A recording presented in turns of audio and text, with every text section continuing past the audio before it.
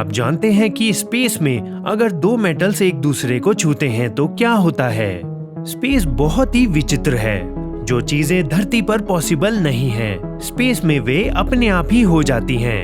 अब cold welding को ही ले लीजिए। जी हाँ, आपने ठीक सुना, कोल्ड वेल्डिंग। अगर स्पेस में दो एक ही तरह के मेटल एक दूसरे को छू लेते हैं तो वे आपस में चिपक जाते हैं।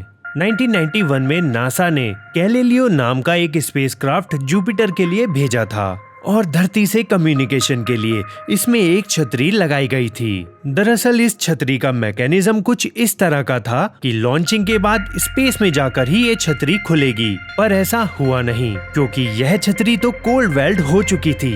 मिशन फेल होने के बाद धरती पर इसकी जांच शुरू की गई और कई एक्सपेरिमेंट्स करने के बाद यह सामने आया कि जब स्पेस में हवा नहीं होती तब मेटल्स के ऊपर से ऑक्साइड लेयर भी हट जाती है। धरती पर यह ऑक्साइड लेयर दो मेटल्स को आपस में चिपकने से रोकती है और चूंकि स्पेस में हवा नहीं होती तो ऑक्साइड लेयर भी नहीं होती। अगर दो मेटल जो कि एक ही तरह के हों, जैसे लोहा लोहा, सोना सोना, चांदी चांदी, अगर आपस में एक दूसरे को छू भी लेते हैं तो वे आपस में चिपक जाएंगे और इसे ही कोल्ड वेल्डिंग कहते हैं। और एक मजेदार बात, धरती पर कुछ मेटल्स ऐसे भी होते हैं जिनमें ना के बराबर ऑक्साइड लेयर होती है।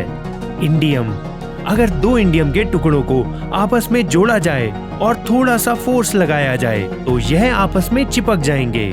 आज के लिए बस इतना ही। मैं मिलता हूँ अगले वीडियो में और मजेदार साइंस फैक्ट्स के साथ। Good bye.